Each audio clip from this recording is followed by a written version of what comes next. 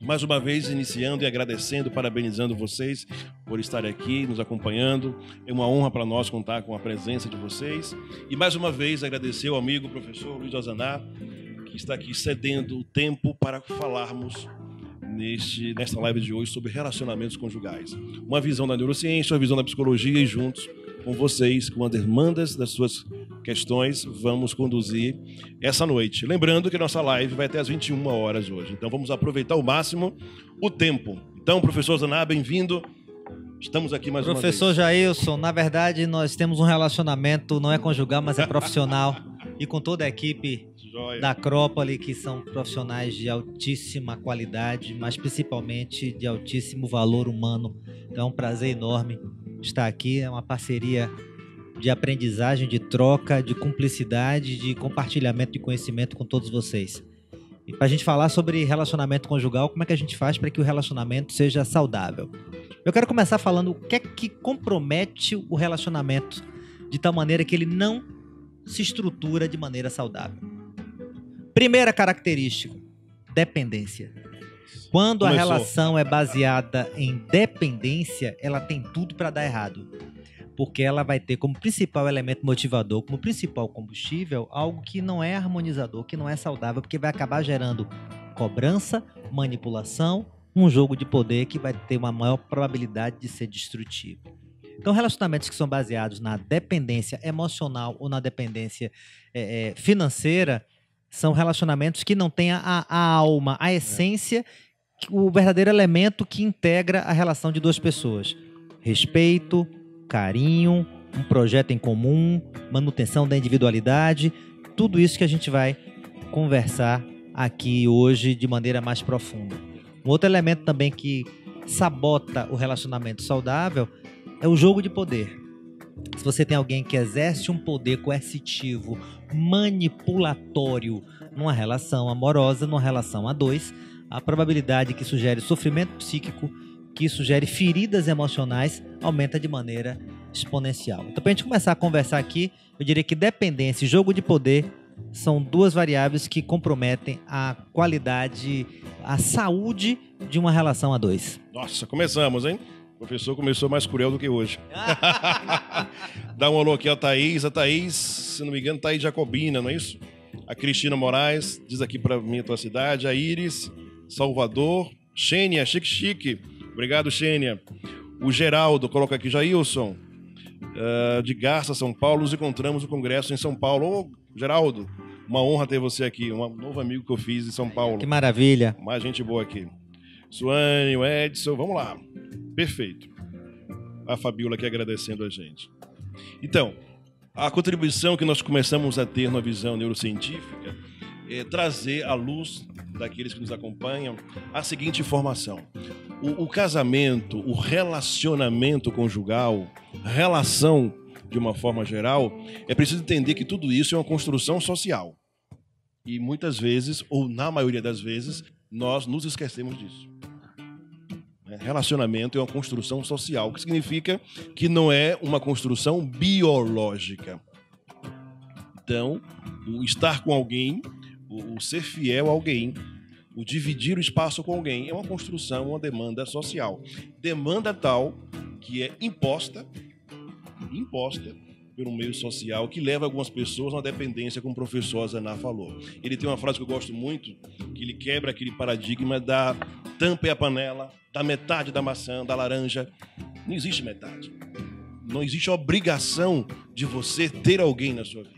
Não existe obrigação de você dividir um espaço com o outro. Nós somos seres sociais por natureza, mas depender disso para sobreviver já é uma questão que queremos colocar em pauta aqui quando falamos em relacionamentos conjugais. Pela experiência de consultório que eu tenho, o professor tem, as demandas e frustrações que mais aparecem quando se trata de relacionamento conjugal tem por pano de fundo dependência. Dependência do seguinte: eu tive que casar, eu tive que estar com, eu tive que ter filho. E sem ele eu não sou sujeito. Isso. Então eu dependo dele para ser. Então eu dependo daquele sobrenome, dependo daquela mulher para cuidar de mim, dependo daquele indivíduo. Não vivo sem ela. Não vivo sem ela. Dependo dele para pensar por mim, para me proteger, dependo dela para cuidar de mim, para ser uma substituta da mãe. Então, quando você tem relações baseadas na dependência, você não tem dois sujeitos plenos que se relacionam em busca de construir algo novo. Eu acho que o maior equívoco nas relações a dois é quando você anula o individual em nome de um coletivo. Repare, para uma relação a dois, independente do grau, namoro, noivado, casamento, enfim, ser uma relação saudável, é importante que tenhamos dois sujeitos plenos, autônomos, independentes, que optam, que escolhem, em função de um construto social, em função de variáveis afetivas, enfim, mas que escolhem estar juntos e não que são obrigados a estar juntos. Na minha experiência em consultório, eu percebo que a maioria das demandas clínicas terapêuticas, inclusive de terapia de casal, está vinculado a essa dificuldade de conviver o indivíduo com o casal. Ou seja, não tem espaço para o indivíduo, só tem espaço para o casal. Tem um conflito entre o individual e o coletivo. E isso é que vai gerar muitos percalços na convivência no dia a dia. Verdade. Eu gosto muito de trabalhar as palavras de forma... Sua raiz epistemológica. Relacionamento, ela vem do grego relatio, e que significa, entre algumas coisas, mais profunda, trazer algo de volta. Olha que coisa interessante, né? Relacionamento, na sua raiz, na sua essência grega, é trazer algo de volta. O que significa, na linha de discurso que o professor Zaná começou a traçar, é o seguinte: se estamos inseridos em um relacionamento em que não há volta, isso não é relacionamento. Isso é abuso.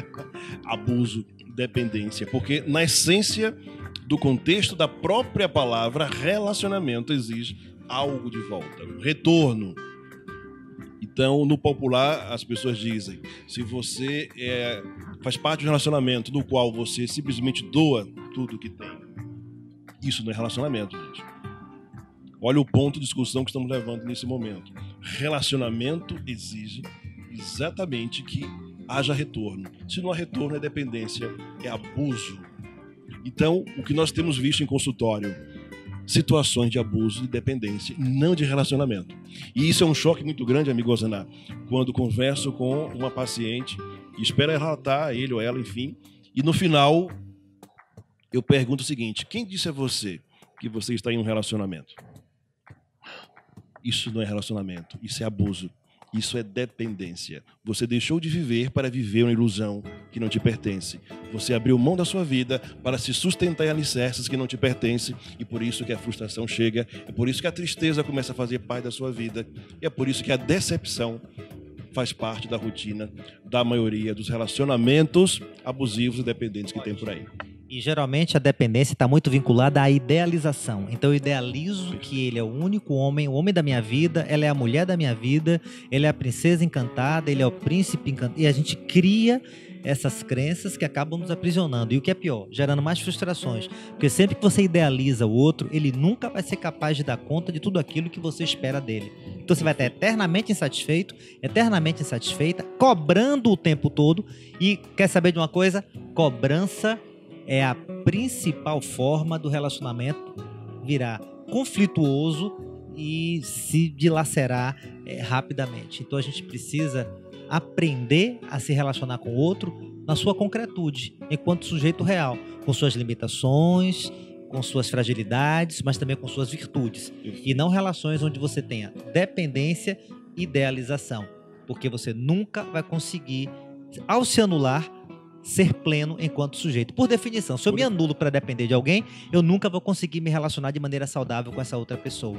Então, um relacionamento saudável é aquele que tem dois sujeitos plenos que se relacionam de maneira madura, saudável, sem que haja dependência, idealização, sem que haja jogo de poder, sem que haja uma relação onde um se submete ao desejo exclusivo do outro. Perfeito. E a gente vai falar mais sobre quais são as características da relação que seja saudável. Verdade, verdade. Então a gente entrando aqui, hein? Feliz Santana, mais Jacobina, tem a Sandra aqui, Virgínia. Jacobina é nossa segunda sede, né? É verdade. Rosemary, uma hora a gente entrando aqui. Bom, já podem enviar suas indagações. Se aquilo que já começamos a falar aqui, o amigo professor Zaná, se conectou contigo, se faz sentido para você o que estamos falando aqui, então provavelmente você precisa perguntar alguma coisa. Pergunta. Vai enviando as perguntas aqui, eu vou buscar ler e discutir com vocês. essa visão estratégica. Michele, Ibipitanga, Lucivane, olha. Olha, tem uma pergunta aqui, de Poliana.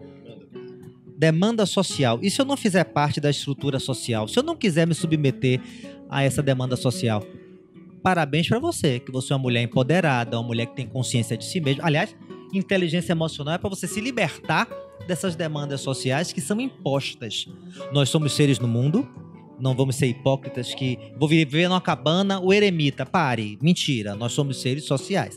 Agora, eu não preciso me submeter a pressões coletivas. Por exemplo, eu não bebo, eu, Azaná, pessoa física, não bebo nada alcoólico. Porque meu tipo psicológico explica isso. Como eu sou racional, eu quero controlar as coisas e não ser controlado. Então, tomar umas para relaxar não é minha praia. E eu não acho nada saboroso, porque eu não quero relaxar para esquecer. Eu quero controlar tudo para saber o que está acontecendo. Sou pensamento. Então, por exemplo, eu não bebo, mas tem uma demanda social de que homem tem que beber. Mas se eu tenho consciência de quem eu sou, de onde eu quero chegar, da minha plenitude como sujeito, eu enfrento essas pressões. Não vai beber nada? Não. Tô desconvidado pra festa? Não, tô brincando, beleza. Então, repare, você chega aí. Então você pode ser mulher e pode não ter essa demanda social de casamento. Você tá empoderado e não quer depender de ninguém. Qual é o problema? Você não é obrigado a casar. E se você casar, não é obrigado a ter filho, porque é outra cobrança que vem depois. Sim. E depois do teu primeiro filho, ainda tem a cobrança do segundo. E quando é o próximo, a gente vive um mundo de muitas cobranças. Verdade. Quanto mais eu tenho consciência de mim e de onde eu quero chegar, mas eu me blindo dessas pressões. Então, defenda-se para coisa saber, eu quero mesmo ter uma relação, ou eu quero ser totalmente livre, não quero ter nenhum tipo de compromisso, ou eu quero um relacionamento que seja aberto, um relacionamento que seja com liberdade. Porque a questão é a seguinte, se tem respeito, se tem transparência, se tem verdade, se é pactuado entre o casal, então tá legítimo. O problema é se você tem um tipo de postura que transgride o que é acordado no relacionamento do casal. Perfeito. Mas que bom que você tem autoconsciência e você não precisa reproduzir o modelo do que as pessoas querem que você reproduza. Verdade. Vou colocar pimenta. Olha o baiano entrando aqui. Olha. Um olhar da neurociência nesse contexto, para aqueles que nos acompanham, a inteligência neuroemocional que nós fazemos, nossas imersões, nas quais nós provocamos os participantes a encontrar respostas para algumas demandas do tipo: qual emoção sustenta e alimenta os teus relacionamentos? Desde uma visão dos programas emocionais e das feridas emocionais, Osaná, eu tenho dito sempre o seguinte: quando nós entendemos aquele percurso que eu sempre oriento as pessoas que participam das imersões, de como os programas e as feridas emocionais são consolidadas no nosso sistema nervoso, lá na nossa infância, o que significa a provocação que eu quero trazer para esse tema de hoje. As demandas emocionais não resolvidas lá na tua infância e que vão gerar os seus programas e feridas emocionais para toda a sua vida, irão de toda maneira e com toda a força alicerçar os teus relacionamentos. Então a provocação é a seguinte: que tipo de demanda emocional você vem buscando suprir nos seus relacionamentos? Dentro de um contexto dos programas emocionais, costumamos dizer algo meio polêmico, que é o seguinte: na vida adulta, o homem tende a casar-se com a mãe e a mulher tende a casar-se, a filha, com o pai. No sentido de que o homem vai projetar na sua esposa o papel de mãe. Que aprendeu. Para que esta mulher supra algumas carências que sua mãe não conseguiu. E a filha, a mesma coisa, vai procurar no homem exemplo e suprir carências que o pai não fez. Então, muitas vezes, muito prático isso, você que está nos ouvindo agora, espero que isso faça sentido de alguma forma para você, para uma amiga, para um irmão, enfim. Observe os casais que fazem parte do teu convívio social e a sua própria relação. Será que esses casais não estão procurando um no outro o pai e a mãe? Vocês já viram situações dessa, amigo Osaná? Que você olha para o casal, a esposa trata o marido como filho. Não é? Mantém a persona de filha até com o marido. Tem que arrumar. Chama até de paizinho. Então, verdade. Mãe é paizinho. Pai, mãe e paizinho. Então, e vice-versa. Situações filhinha, em que a esposa assume o papel de uma filha e o marido de pai. Ô, minha filha, faça ali pra mim. Só faz o que é autorizado, né? A esposa precisa arrumar a roupa, precisa colocar comida na mesa. Gente, se vestir dignamente. Se vestir, isso é estrutura de pai e mãe. Percebem? Então a provocação que eu quero trazer de uma visão neurocientífica para vocês é: analise seus próprios relacionamentos conjugais e daqueles que te cercam e comece a observar o seguinte: que tipo de demandas não supridas na infância, você está procurando e projetando nos teus relacionamentos. Porque a grande desilusão vai ser essa.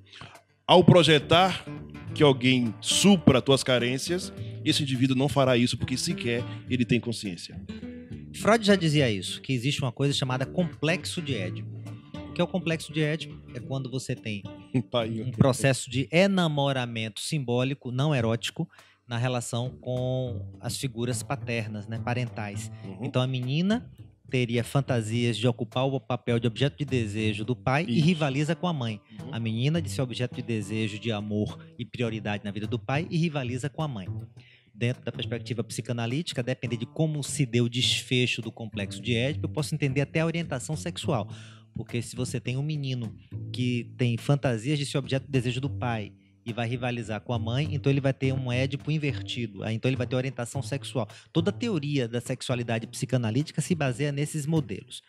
Mas o fato é que, se nós não tivermos consciência do que é que nós estamos buscando hoje, a gente vai reproduzir modelos arcaicos. Por isso que a tomada de consciência é a chave, o autoconhecimento é que é o caminho, né? O importante é que você não espere, numa relação atual, compensar o que faltou lá atrás. Você precisa de algo novo. O problema da gente, em termos emocionais, é que a gente fica muito preso no passado e não vive o presente para construir um novo futuro. Então, se você, por exemplo, busca uma relação a dois para curar suas feridas infantis, você vai acabar mantendo ela sempre magoada. A ferida não cicatriza. Então é muito comum. Quer ver um exemplo que eu vejo no consultório o tempo todo? Pai era alcoolista. Pai comia água, botava pra quebrar, chegava violento. Aí a menina faz um pacto com ela mesma. Nunca vou namorar com homem que bebe. Eu quero um abstêmio. Tem 10 candidatos, 9 não bebem nada. Ela se apaixona por quem? Adivinha? Pelo cara que fica escornado, que não fala de litro de uísque, fala de caixa. Não fala de lata de cerveja, fala de caixa. Conhece aquele cara aqui? Então é com esse que ela vai se envolver emocionalmente. E ela tá o tempo inteiro achando que ela consegue salvá-lo. Porque ela quer, na verdade, resgatar o pai antigo que ela não conseguiu quando era criança e achava que a mãe sofria muito, a família se desgastava muito nessa relação. Então ela atualiza uma relação arcaica não resolvida numa tentativa inconsciente de resolver agora. Gente, isso não funciona. Você não pode ser o agente de cura do seu marido. Sua esposa não pode ser sua agente de cura. Você não pode procurar no outro que você não teve um pai ou uma mãe substitutivo ou alguém que vai se colocar no papel frágil para você ser importante, ser relevante, na fantasia de não ser abandonada. Também tenho muita gente no consultório que vive relações assim, se coloca sempre buscando pessoas que são mais frágeis para que ela possa ser tão relevante que ela cuida do outro, ela é imprescindível na vida do outro e ela nunca, na sua fantasia, vai ser abandonada e vai ser trocada. A relação se torna adoecedora. Então o que é que nós precisamos para uma relação saudável? 2 sujeitos plenos, conscientes de si mesmo, que se relacionam por afinidade, se relacionam por um projeto comum, que mantém a individualidade, mantém a autonomia, mantém a independência, mas tem um projeto compartilhado de família lá na frente, onde a união no casal não anula o individual e o pessoal. Se nós temos isso, nós vamos muito mais saudáveis na jornada da relação a dois. Não confunda relacionamento a dois com simbiose, fusão, porque não é assim que funciona. Perfeito. Ótimo, gostaram do tapa na cara. Então, temos perguntas aqui. E você vai passar para nós, ou Edson? Eu tenho aqui. Quando é o companheiro que é dependente, o que fazer? Dourado fez essa pergunta. Responda. Pode ser? O que você acha? Depois eu falo. Então, a dependência independe, olha a redundância, né? A dependência depende de qual lado. Homem, mulher, o parceiro, parceira.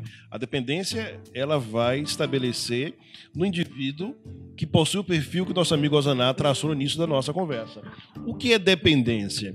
Eu dependo quando eu não consigo resolver comigo mesmo. Eu dependo quando a incapacidade de me compreender já não está mais comigo. Quando eu não tenho mais recurso, quando eu preciso de ajuda. E como a maioria das pessoas não pedem ajuda, a dependência é uma estratégia de sobrevivência. É o alicerce. Não posso ficar em pé, eu me escoro no meu amigo do lado. Naquele que está do meu lado. Então, a dependência, olha que interessante, a dependência é um caminho para sucumbir uma relação e uma vida. Em consultório, temos um perfil interessantíssimo. Pessoas que dizem o seguinte, mas ele depende de mim. Eu não posso ir. Duas prisões com o mesmo discurso. Uma incompetência em se reconhecer, uma incompetência em descobrir suas limitações, uma incompetência em fechar ciclos. Ótimo. Bom, quando é o companheiro que é dependente, o que fazer? Bom, primeiro, tapa na cara, né? Manda. Primeira coisa, se tem um companheiro dependente, é porque tem alguém que quer que o outro dependa dele, quer sustentar essa relação. Porque quando não quer, dois não brigam. Toda relação é baseada em complementaridade. Então, se você tem um companheiro, uma companheira que é dependente de você, a primeira coisa que você tem que fazer é sair desse papel. Quando o outro vier, como é que eu faço? Não sei, decida, tô do seu lado, te amo, mas assuma suas escolhas e eu tô aqui para lhe escutar, para lhe estimular, para dar minha posição, mas para respeitar que a escolha seja sua. Show. Então a primeira coisa que você tem que fazer é não reforçar essa relação dependente, porque se tem alguém que depende de você, é porque você se coloca no papel de quem dá a sustentação. Tem uma pergunta aqui que tem a ver com o que eu comecei a falar. É do Carlos Sedu, não sei se é sedução, mas enfim, né? Ele pergunta assim, quando o relacionamento entra em um ciclo de idas e vindas, termina e volta, o que acontece? E, Carlos, não sei se você já nos acompanha há algum tempo. Abordamos em alguma das lives aqui algo sobre fechamento de ciclo, lembra, amigo Zanato? E eu trouxe o conceito da neurociência sobre a nossa reação biológica perante algumas emoções. Então, vou só recapitular para responder a tua pergunta que está intimamente ligada a isso. Então, o que eu expliquei, biologicamente, nosso sistema nervoso está preparado para reagir a algumas situações. E ele tem 3 opções, basicamente. A primeira é lutar contra a situação que se apresenta frente a ele. E é o que menos se faz no mundo, é lutar. Porque a luta, ela define logo a jogada. A segunda opção que o sistema nervoso tem é paralisar. Então você paralisa diante de uma situação que você julga ser inconveniente ou incompetente para resolver. E você paralisa. E a terceira opção é fugir. Você foge, o sistema nervoso percebe o seguinte, essa não dá para nós, vamos cair fora, é melhor fugir. Então, para responder a tua pergunta, por que uma relação entra nesse ciclo? Primeiro, porque não fecha ciclo. Você não está lutando para resolver essa relação. Você paralisou perante a relação. A paralisia significa que você não sabe o que fazer. Por não saber o que fazer, você termina, dá uma pausa, aí volta de novo. Termina, volta de novo. Então, esse perfil é interessantíssimo. O não conseguir fechar ciclo significa paralisia. Você paralisou diante dessa relação. Não se posicionou.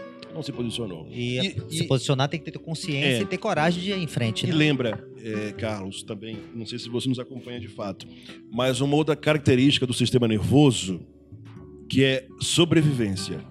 Então, se for para te manter vivo, você, sua parceira, você vai permanecer nesse círculo ridículo, limitado, de sofrimento, mas você vai continuar vivo.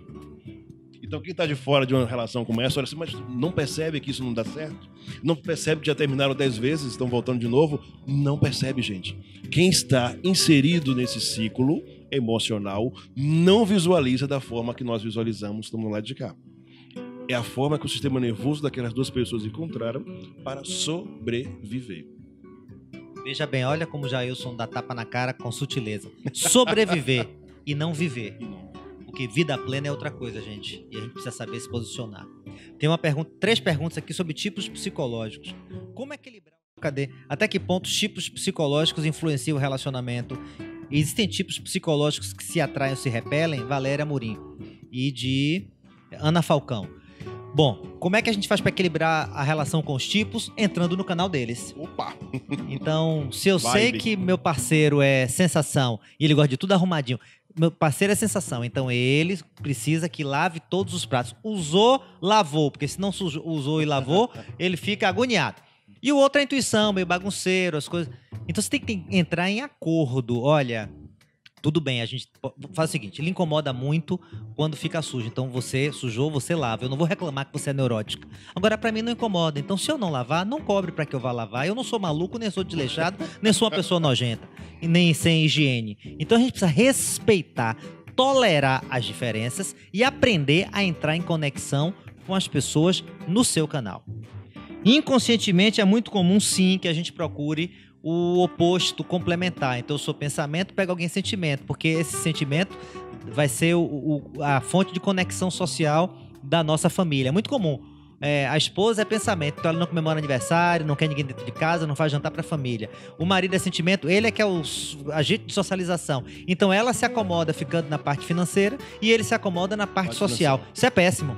Porque ficam duas pessoas fragmentadas, dependendo uma da outra nas competências que são complementares. O ideal é que você seja alguém pleno, integrado, como se chama na teoria junguiana, individuado, não dividido, não fragmentado, para lidar com a vida. Perfeito. Sem depender um do outro, mas todos aprendendo um pouquinho uns com os outros. Inclusive com os filhos, hein? Porque os filhos têm muito o que ensinar pra gente. É outra coisa. Não falei de relacionamento conjugal e não familiar, mas é bom a gente expandir logo isso aqui, porque os filhos também têm muito o que nos ensinar e desde pequenininhos nós enquanto pais. Mas é comum, sim, que os tipos psicológicos tentem se atrair na expectativa de compensação. Perfeito. Só que não é um bom negócio, porque acaba reforçando a tentativa de curar o outro. Aí ele é bagunçado. Eu vou conseguir que ele fique agora organizado. Então você vai querer curar o outro com o seu comportamento. Isso vai gerar conflitos, cobranças, problemas, desajustes, sofrimento. Não é isso que a gente quer. A gente quer que você seja feliz, pleno, realizado numa relação com outra pessoa feliz, plena e realizada, num vínculo maduro e de muito amor próprio. Show. Tem uma pergunta aqui que eu adorei, tem tudo a ver com o que eu venho trabalhando na inteligência emocional, nas imersões que temos realizado. Eu acho que a Marcela, ela pergunta o seguinte: quando qualquer coisa que vai conversar acaba em briga? Marcela, olha a provocação que eu fiz no início da nossa conversa. Que emoção sustenta o teu relacionamento? E de cara eu vou lhe dar uma dica, tá bom? O que é que provoca irritação numa conversa? Que provoca a vontade, como você escreve aqui, de brigar? Raiva. Emoção primária chamada raiva. Então não sei se é o seu caso ou você está relatando alguma coisa, mas a provocação e a resposta que eu te dou é a seguinte: a emoção raiva está sustentando esse relacionamento e é por isso que qualquer olhar indiferente, que qualquer palavra mal colocada termina em discussão, amiga. Orientação, procura identificar por que a emoção raiva está sustentando um relacionamento conjugal. E você certamente já percebeu que não é algo que vai acabar bem. Ok? Vamos lá, mais perguntas. O Harley: não é mera analogia usar o termo dependência para este caso? Não é analogia, amigo, é realidade. Dependência emocional. Já tratamos disso até em uma outra live, né? Dependência. A dependência é uma estratégia do sistema nervoso para fazer o indivíduo sobreviver. No relacionamento, ou nos relacionamentos, tem o traço que o Ozanat trouxe, que é o seguinte: se há alguém dependente, é porque há alguém que gosta de sustentar isso. Compreende? Então, o sistema nervoso é sábio. Ele não vai se anexar como dependente a alguém que não gosta de dependente. Ótimo. Ele sabe onde vai. Como é a questão dos neurônios de espelho, né? E a gente vai atrair, não é? Vamos atrair, exatamente. Então, quem vivenciou a experiência da imersão em inteligência neuroemocional? No sábado, 7 de setembro, né? Dia 2 de novembro faremos outra aqui em Salvador. Você vai descobrir, por exemplo, qual o papel dos neurônios de espelhos. Como é que você se conecta a uma outra pessoa? Por que será que você se relaciona com o mesmo tipo de indivíduo? Só muda de endereço, como dizem, não? Então você finaliza um relacionamento, inicia outro, em pouco tempo está exatamente igual ao anterior. Por que será? Por que será? Então a neurociência explica que os neurônios de espelhos são neurônios que ficam localizados no nosso córtex pré-frontal, que tem como função exatamente identificar o outro.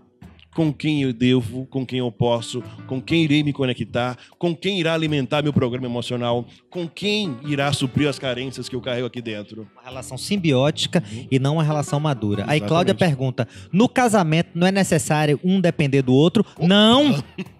Não. É necessário parceria, cumplicidade, é necessário respeito, é necessário uma relação onde os dois, plenos e íntegros, estão juntos de mãos dadas construindo um novo futuro. Mas dependência nunca é uma boa alternativa. A independência, não confunda autonomia com autossuficiência. E não confunda cumplicidade com dependência. Nunca é um bom negócio a dependência. A não ser que você seja criança. Repare, nunca quando falamos de relacionamento conjugal homem e mulher, com sexualidade envolvida, enfim, na plenitude de uma busca de prazer e de autorrealização. Então, dependência é um inimigo da autorrealização. Perfeito. Então, não é um bom negócio e não é inevitável você ter uma relação dependente, não. Muito pelo contrário. Tem duas perguntas aqui, vou responder rapidamente. Uma é da Mariama. Olá, Mari, um abraço. Nossa monitora top de linha. Ela pergunta o seguinte: se é possível uma pessoa buscar replicar o relacionamento dos pais de tal maneira que busca viver alimentando conflitos. Eu falei disso, não sei que horas conseguiu entrar na live, exatamente isso. Eu expliquei sobre os programas emocionais que são alimentados e construídos na nossa infância e nós carregamos isso para a nossa vida inteira. Então sim, Mari. E o outro é o Lucas. Mestre Jailson, queria saber se um feto traz a memória de rejeição quando adulto. Perfeitamente. Aprendemos também na imersão que nós carregamos e formamos nossas memórias desde o ventre da nossa mãe. Carregamos nossas memórias emocionais até o último suspiro de vida. Então, sim, Lucas. Outra pergunta aqui. Manda. O que fazer para não ter muitas cobranças, tanto da parte da mulher como do homem? Confiança, respeito, transparência, pactos de relacionamento onde os dois estão de acordo com a maneira como vão se comportar. Vamos de forma bem simplista, mas o baba de quinta-feira do homem ou a saída das amigas da época de faculdade na sexta-feira de noite. Por que eu vou cobrar se eu sei que é algo que é legitimado num acordo entre o casal? Então a gente precisa de cumplicidade, respeito, confiança. Aí não vai ter cobrança, ainda mais dessa forma destrutiva que vai afastar as pessoas. O Carlos Sedução, não sei se é Sedua. Ele pergunta: um relacionamento termina e um dos indivíduos continua. O outro, ao ver que seu parceiro está em outro relacionamento, quer voltar o relacionamento. Por que acontece? Dependência, amigo. Dependência. Você vai se humilhar, você vai se sujeitar para insistir. Aliás, isso é outra coisa. A dependência é que faz você sujeitar aquilo que não foi pactuado. Tem um ditado que diz: o que se foi acordado não é caro. Então, se você tem transparência, você tem uma relação onde está tudo em cima da mesa, as cartas na mesa, então você não vai se sujeitar. Então, ficar insistindo, se rastejando, abrindo mão de seus valores e princípios, em nome de quê? De uma relação dependente. Não vivo sem ela, não vivo sem ele. Para com isso. Não existe minha cara metade, o homem da minha vida. Para de idealizar, não existe a tampa da minha panela, isso é uma lenda urbana, e ali não é bom que tenha, porque eu quero uma panela, como eu digo, tem que ter uma panela com tampa para poder cozinhar muito bem, que se relacione com uma frigideira, para que a cozinha da família tenha, na hora de fritar, temos um, na hora de cozinhar, temos um inteiro, pleno, e o coletivo, que é esse relacionamento familiar, pode lidar com os dois tipos de preparo dos alimentos. Essa é a nossa analogia, essa é a nossa metáfora. Perfeito. Qual é a de Halley? Lê pra gente.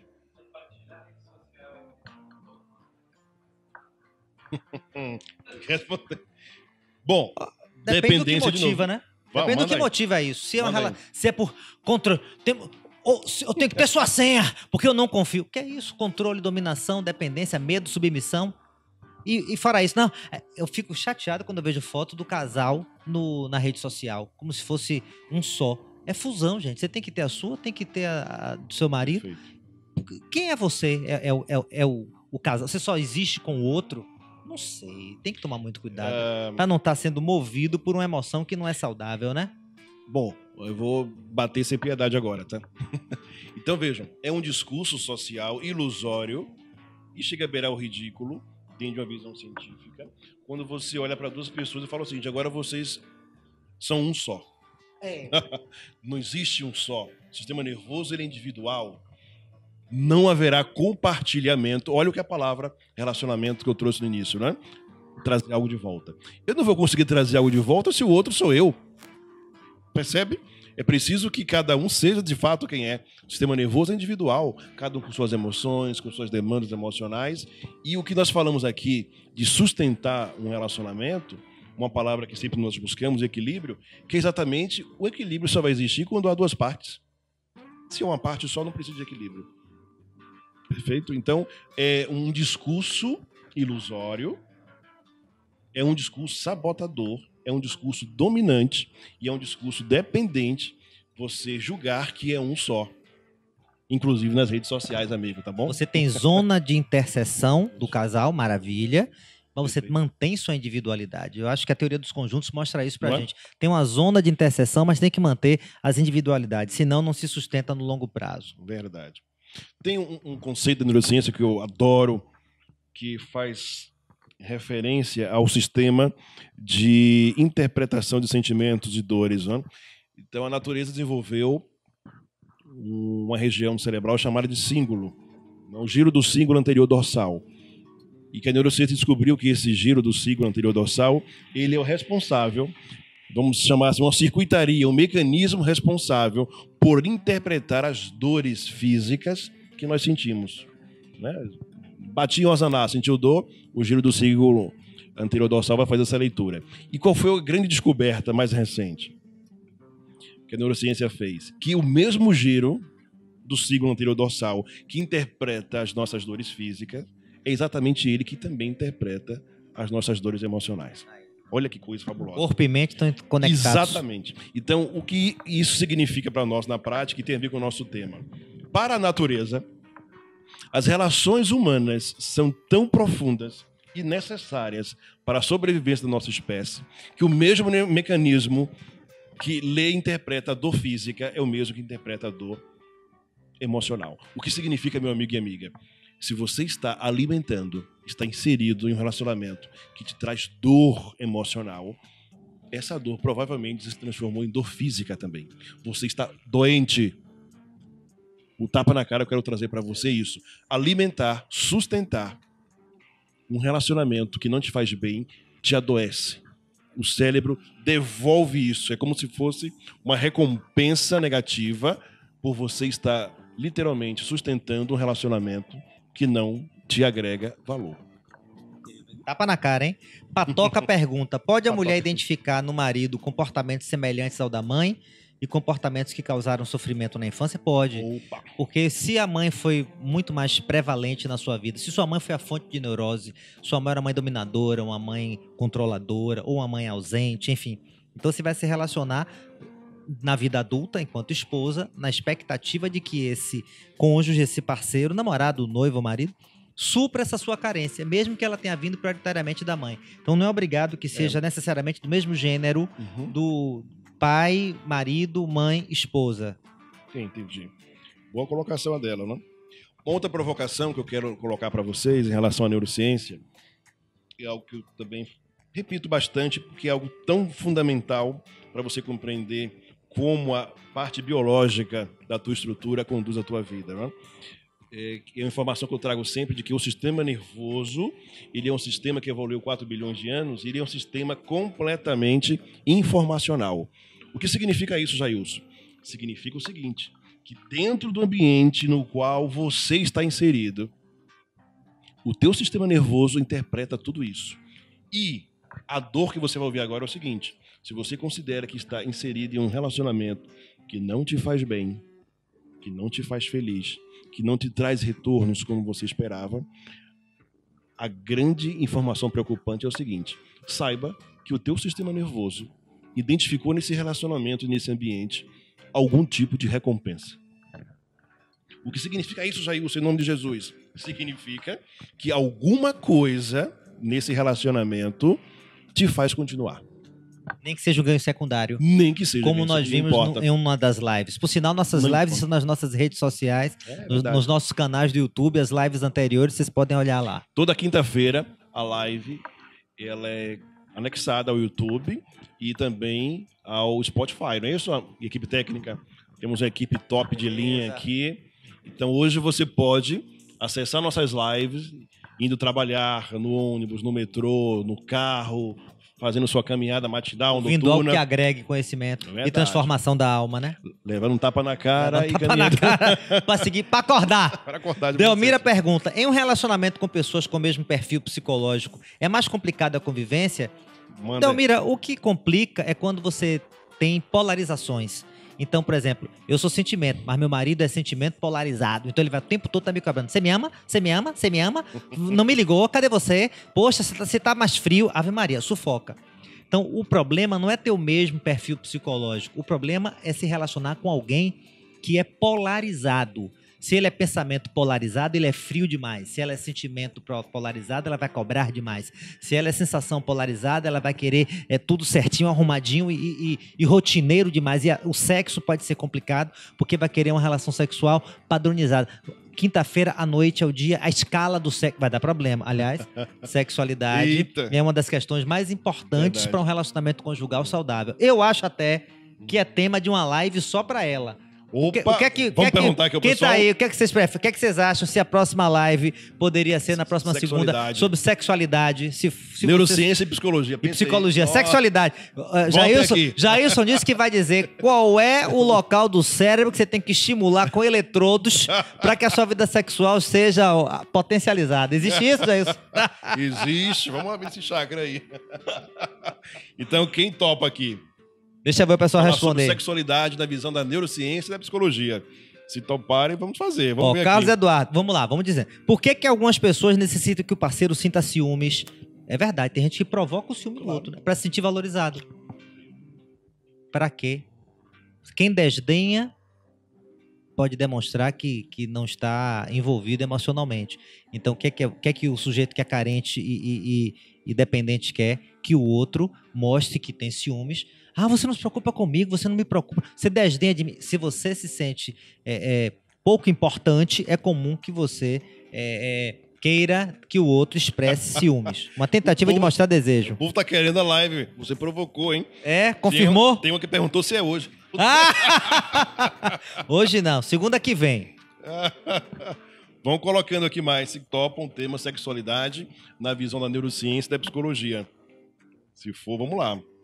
Aí, Harley, como é que nossa intimidade mútua pode contribuir para impulsionar o relacionamento? Pois é, sexualidade, desejo. Aí vou falar sobre isso na próxima live. Verdade. Como é que a gente pode apimentar a relação? Não é promiscuidade, não. Estamos falando de como instigar o desejo numa relação a dois. E vamos falar de relacionamento conjugal, muitas vezes um relacionamento que já tem tempo. Como é que a gente pode alimentar a sexualidade continuamente? Bom tema. Bom tema, porque a neurociência vai trazer os neurotransmissores responsáveis por isso, sexualidade, porque você quer repetir um ato sexual com alguém ou não. Né? O que é que a dopamina fala sobre isso? Pode. Então, tem pergunta? Virgínia pergunta, é comum acabar a conexão entre o casal quando um dos dois resolve a demanda emocional o tempo todo? É o que acontece. E, aliás, por isso que muita gente fala, vai fazer terapia, vai se separar, não é? Ouço muito isso. Tranquilo. Não é que acontece mesmo, mas não é porque o psicólogo faz a cabeça, separe. É porque você vai descobrir, se autoconfrontando, que aquela relação era baseada em alicerces podres, apodrecidos, que não tinham lastro. Agora eu vou jogar pimenta. Eita, que é o seguinte. Também já acompanhei situações interessantíssimas que comprova exatamente essa questão da demanda emocional, que era o seguinte. Vou usar, obviamente, casos supositórios, como se diz na Bahia. Casos fictícios, né? Que é o seguinte, um paciente que buscava em outras relações extraconjugais exatamente o que não encontrava dentro do casamento, que era suprir uma necessidade, uma demanda emocional, que nem ele sabia, e é por isso que ele buscava fora. O que aconteceu com a terapia que ele conseguiu fazer? Ele identificou a demanda emocional que era. Tá? E ele resolveu dentro do consultório isso. E passou a não mais procurar demanda porque ela passou a não mais existir. Outro exemplo, que é um caso científico, interessantíssimo, que é um indivíduo que também entendeu qual era a demanda emocional dele, porém, depois ele confessou algo muito profundo, que ele entendeu que a esposa não conseguiria atender aquela demanda emocional e ele, por atitude própria, resolveu continuar buscando em relações extraconjugais até que, de fato, conseguiu. Aí você pergunta, então danou-se, Jair, o casamento acabou? Não, pelo contrário. Ele conseguiu reestruturar o casamento, não mais buscando suprir uma demanda emocional que ele resolveu de outra forma. Então responde. Qual é a chave? A consciência. Então, a gente fazer terapia de casal, por exemplo, vai separar ou vai reforçar o casamento? Depende. Depende das feridas emocionais, depende da maturidade de cada um, depende se há o elemento mais importante de todos, amor no relacionamento. Se tem amor, algo que conecta as pessoas baseado em respeito, independência, autonomia e plenitude, então pode ser que nesse meio do caminho tem alguns obstáculos que não estão sendo trabalhados pelo casal. E um facilitador pode ajudar nessa jornada. Ou pode ser que a gente está por osmose num relacionamento já falido, um relacionamento que é abusivo, um relacionamento que está baseado nas feridas emocionais tão bem explicadas por Jailson. E aí você vai tomar consciência disso e o caminho é efetivamente a separação. Olha, o que é mais saudável, separar ou manter o casamento? Depende, tem que contextualizar, depende de que relacionamento é esse.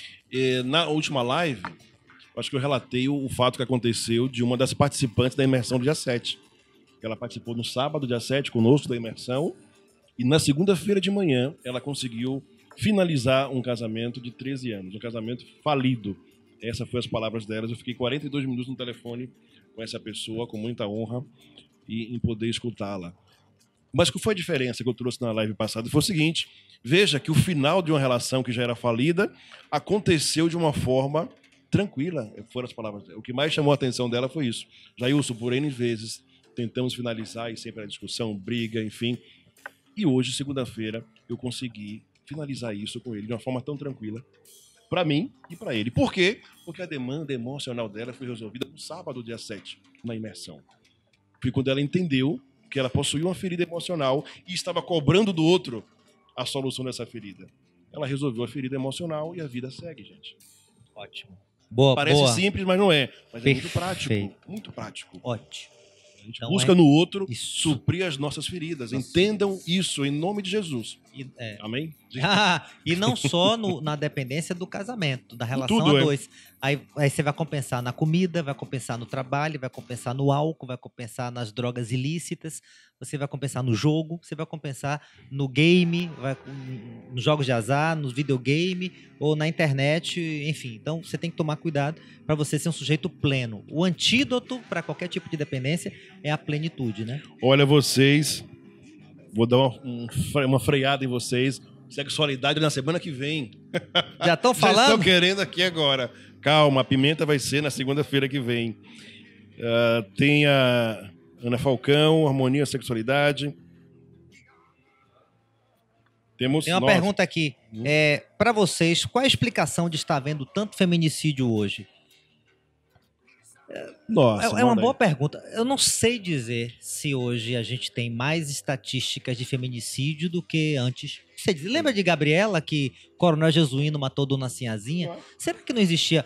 Até no nosso Código Penal existia a legítima defesa da honra para adultério, o homem podia matar as mulheres. Eu realmente não sei lhe dizer se hoje, estatisticamente, existem mais homicídios. Eu acho que a visibilidade é muito maior. Agora, talvez a pergunta dela também tenha uma fundamentação emocional que eu tenho abordado, que é o seguinte: vamos pensar da forma científica, vamos racionalizar. O que leva um homem a matar uma mulher? Será muito banal você dizer que é um miserável, que é um ordinário, que é um assassino, e de fato é tudo isso. Mas de uma forma, com o conteúdo que estamos trazendo para vocês nessas lives, a racionalidade que temos que usar é a seguinte: a pergunta não é por que ele matou. A pergunta é que ferida emocional esse homem possui que o conduz a cometer um ato como esse. Essa é a pergunta. E, inclusive, um dos cursos que eu participei, eu acho que foi uma palestra, não sei, eu fui aplaudido lá por um grupo de advogados. Porque, de forma natural, eu falei o seguinte: eu não acredito apenas na punição do homem, colocar na cadeia, que agride ou que mata uma mulher, sem oferecer esse indivíduo a possibilidade de entender o seu problema emocional. Porque ele vai sair de lá e vai matar outra. Aí não tem... Compreende? Mas, enfim. Então, só para responder a tratamento. tua pergunta, existe uma ferida emocional que alimenta esse indivíduo.